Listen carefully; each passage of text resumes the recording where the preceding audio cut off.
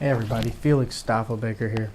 I wanted to make a video because the Lebanese pound, which was devalued 90% overnight back in the beginning of February, has just taken absolute crater. It has recovered a tiny bit, but I mean it's nothing. So one Bitcoin is 428,813,315.36 Lebanese pounds. So if you were able to own one Bitcoin in Lebanon, you would actually be worth almost half a billion dollars. But something that was interesting that I don't see anybody really talking about, back on March 9th, there was an inflationary period of the Lebanese pound, and this is the chart. At one point, it was 300 million, over 300 million Lebanese pounds for one Bitcoin. And just to show you the power, not only of devaluation of your currency, but also the power of purchasing savings and ability to store wealth that Bitcoin has. This says a guy had posted on as a response to a Greg Foss and Jason Lowry tweet, two really good guys. This was on March 9th. It said, Marwan lives in Lebanon. He had lira worth $100,000.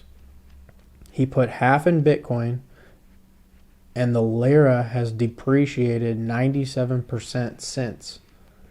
Marwan's $50,000 worth of lira is now worth $1,200.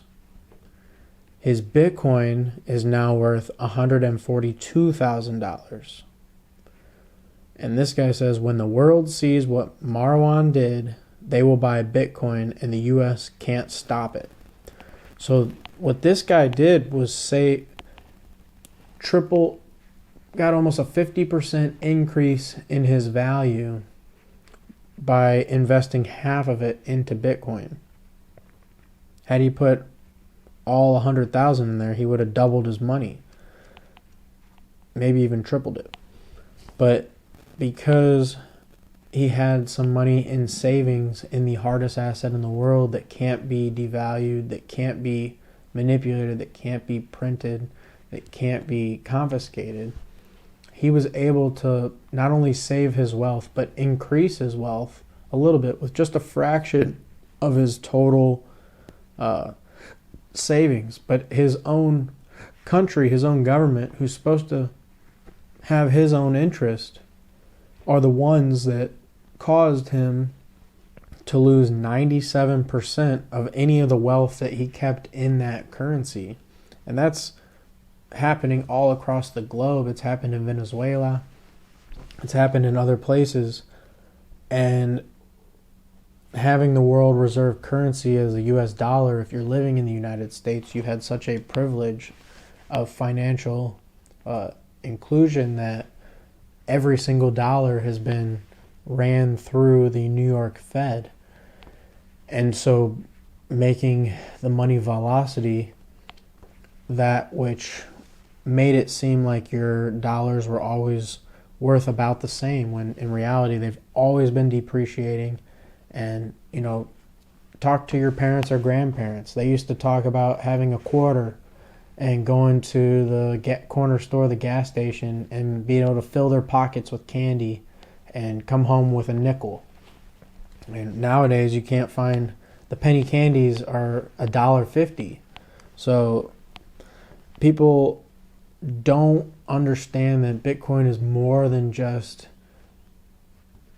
a savings system. It's more than just a call on the government monetary fiat system. It's more than fiat insurance. It's it's a way to protect your whole life. It's a way to have financial sovereignty. If you put man hours into something like a job and you get paid in depreciating dollars, you're basically working for nothing or working for free or having trouble with that.